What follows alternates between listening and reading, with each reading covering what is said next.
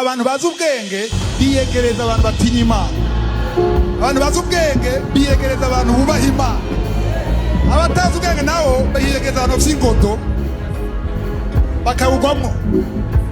Nukurikira abantu ngo bafite ibintu bose amafaranga menshi, kurikira umuntu w'umusenzi yubaha Imana aciye bugufi, hari inyungu uzobironkamo. Haleluya. No muri mariage senga urongo umuntu atinya Imana yubaha Imana, niho azobumugisha umuryango wawe. Mu bagenzi bawe rondera abantu bubaha Imana.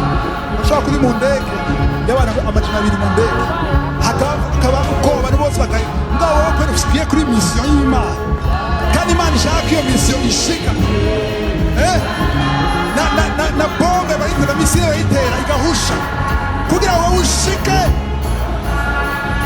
Abari mu ndege bose turahatswe ntazi yuko ari umugisha, ari umumarayika ari muri iyo ndege. Umwe gusa yatumye abantu bose bakira. Kwa mugambi w'Imana si inyungu zawe gusa, n'abakwegereye n'umuryango wawe n'igihugu cyawe hari umugisha iyo uciye bugufi.